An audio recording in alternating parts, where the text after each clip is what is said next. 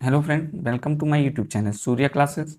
मैं हूं आशुतोष और हम लोग आज क्लास 9 के साइंस सब्जेक्ट का चैप्टर 11 और चैप्टर 12 के इम्पॉर्टेंट एमसीक्यूज को करने वाले हैं।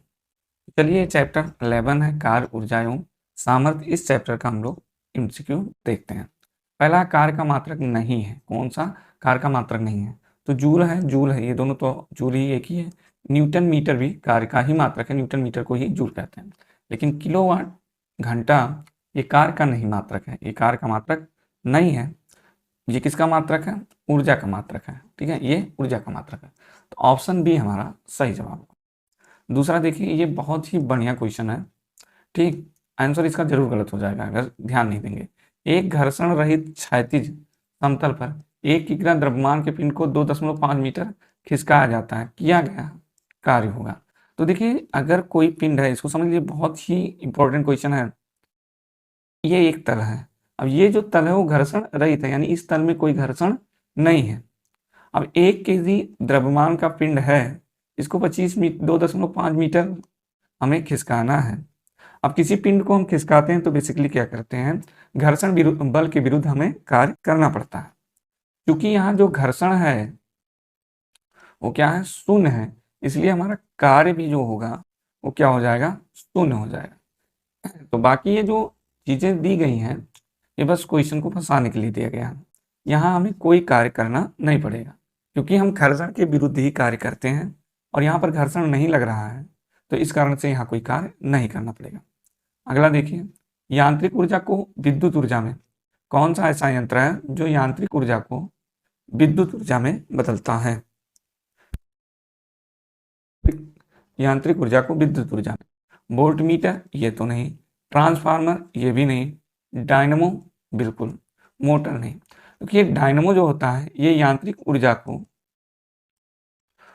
को वैद्युत ऊर्जा में बदलता है, और जो मोटर होता है वो वैद्युत ऊर्जा को किस में बदलता है, यांत्रिक ऊर्जा में बदलता है। ठीक है, तो डायनमो बिल्कुल सही जवाब हो जाएगा। अगला देखिए, संवेग P और गतिज ऊर्जा K में क्या संबंध होता है? तो क्वेश्चन पूछ रहा है कि संवेग P और गतिज ऊर्जा K में क्या संबंध होता है। तो P इक्वल टू होता है √2m k। ठीक है, ये सही संबंध है, P यानी संवेग और K यानी गतिज ऊर्जा के बीच में। तो ये वाला हमारा बिल्कुल सही ऑप्शन हो जाएगा। नेक्स्ट क्वेश्चन पे आते हैं। पृथ्वी की ओर गिरती हुई वस्तु की स्थितिज ऊर्जा क्या होगी? क्या स्थितिज ऊर्जा बढ़ेगी, या स्थिर रहेगी, या घटेगी, या कहाँ नहीं जा सकता? तो स्थिर तो रहेगी नहीं और कहाँ भी नहीं जा सकता, ये दो ऑप्शन गलत हो गए। अब आप बताइए, कोई वस्तु ऐसे नीचे की ओर आ रही है तो क्या होगा, इसकी गतिज ऊर्जा क्या होगी, धीरे धीरे बढ़ेगी, और स्थितिज ऊर्जा क्या होगी, घटेगी। हाँ, जब जमीन से टकराएगी तो इसकी गतिज ऊर्जा शून्य हो जाएगी और स्थितिज ऊर्जा क्या होगी, मैक्सिमम होगी। ठीक है, अब यहाँ पर से आप जब तक छोड़े नहीं है पिंड को, किसी वस्तु को, तब तक उसकी गतिज ऊर्जा क्या है, शून्य है, स्थितिज ऊर्जा मैक्सिमम है। और जब छोड़ देंगे तो जैसे जैसे नीचे आएगी इसका स्पीड बढ़ता जाएगा और इसकी जो गतिज ऊर्जा है वो बढ़ती जाएगी और स्थितिज ऊर्जा क्या होगी, घट जाएगी। यानी कि बी वाला ऑप्शन सही जवाब है। बी वाला ऑप्शन क्या है, सही जवाब है। ये भी बहुत बढ़िया क्वेश्चन है, कई बार पूछा गया क्वेश्चन। एक अश्वशक्ति बराबर होता है, एक अश्वशक्ति कितने बराबर होता है? तो 746 वाट के बराबर होता है। अगला देखिए, चैप्टर नंबर 12 आ गया हमारा, जो कि है क्या, ध्वनि। इसका फर्स्ट क्वेश्चन देखिए, ध्वनि तरंगे कैसी होती हैं, अनुप्रस्थ तरंगे या अनुदैर्ध्य तरंगे?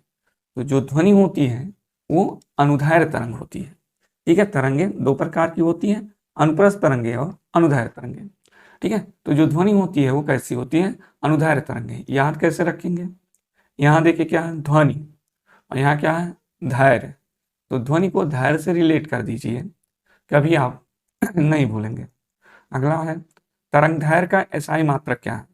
तो जो तरंगदैर्घ्य होती है वेवलेंथ, तरंगदैर्घ्य का इंग्लिश क्या होता है, वेवलेंथ। और वेवलेंथ चूंकि इसमें लेंथ है तो लेंथ किस में होगा, लेंथ का एसआई मात्रक मीटर होता है। तो सही जवाब पहला। अगला क्या है, एकांक समय में पूर्ण होने वाले दोलनों की कुल संख्या को क्या कहते हैं? एकांक समय में पूरे होने वाले दोलनों की कुल संख्या क्या कहलाती है? आवृत्ति कहलाती है, फ्रीक्वेंसी कहलाती है। क्या कहलाती है? फ्रीक्वेंसी। आयाम क्या होता है? कोई तरंग अपनी अधिकतम विस्थापन जो करता है, ये इसी को क्या कहते हैं? आयाम। किसी तरंग के द्वारा अपनी माध्य स्थिति के दोनों ओर जो अधिकतम विस्थापन होगा उसी को क्या कहते हैं? आयाम, यानी एम्पलीट्यूड। ठीक, वेग क्या होता है तो जानते ही हैं, आवर्तकाल।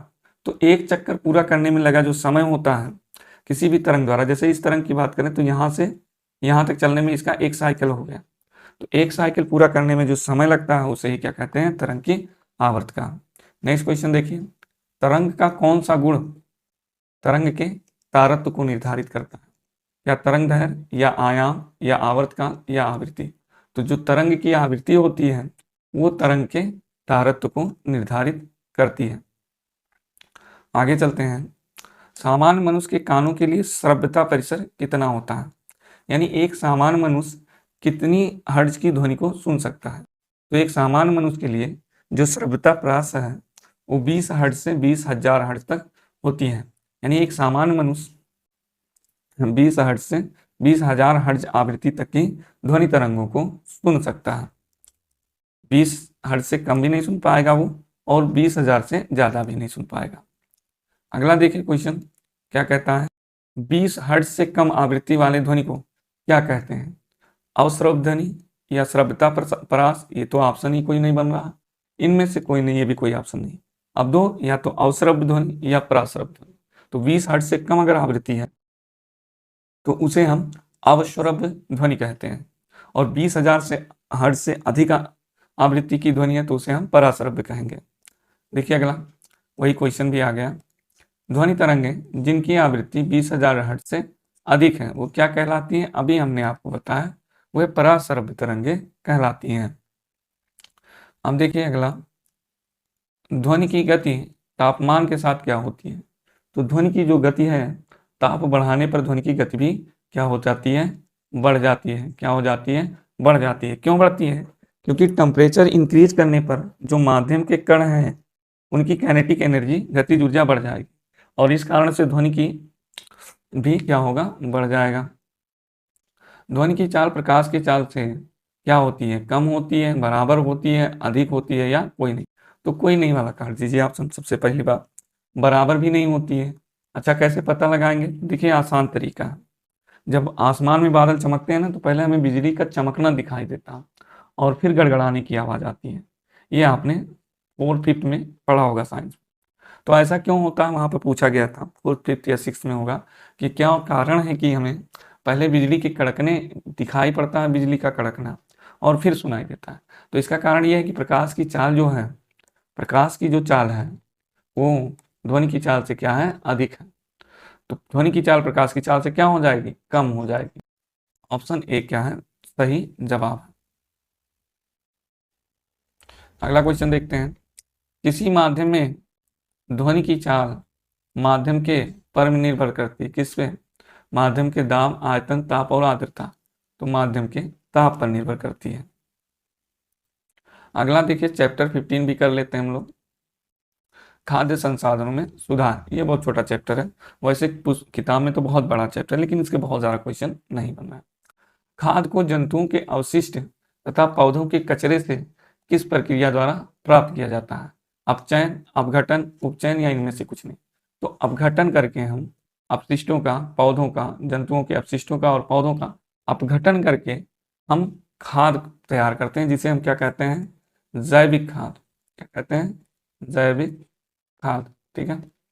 नेक्स्ट देखिए, खाद बनाने में हम किस प्रकार कचरे का प्रयोग करेंगे? कैसे कचरे का? जैविक कचरा, अजैविक कचरा, कचरा अपचयित कचरा। तो हम जैविक कचरे के का प्रयोग करने वाले हैं। वर्मी कंपोस्ट किससे बनाया जाता है? अमीबा द्वारा, पैरामीशियम द्वारा, केंचुओं द्वारा, या कोई नहीं?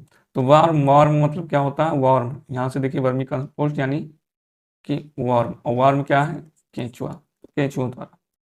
नेक्स्ट क्वेश्चन, खाद्य संग्रहण में जैव कीटनाशकों के रूप में प्रयोग किया जाता है क्या? नीम की पत्तियां, हल्दी, विकल्प 1 और 2 इनमें से कोई नहीं। तो खाद्य पदार्थों के संग्रहण के लिए हम दोनों मिला देते हैं, नीम की पत्तियां भी प्रयोग करते हैं, हल्दी भी प्रयोग करते हैं, क्योंकि ये दोनों क्या है, एंटी बैक्टीरियल हैं। एंटी बैक्टीरियल और एंटी फंगल होने के कारण हम क्या करते हैं, दोनों का प्रयोग करते हैं। तो इस तरह से हमने जितने भी एमसीक्यूज थे सारे चैप्टर के, क्लास 9 साइंस के, हमने सारे एमसीक्यूज करा दिए हैं। और अब आपका एग्जाम हो भी चुका होगा और मे भी शुरू होने वाला हो या हो चुका हो। तो आप लोग पढ़ाई करते रहिए। क्लास 10th में आपसे मुलाकात जल्द होगी, तब तक आप लोग अपनी पढ़ाई करते रहिए।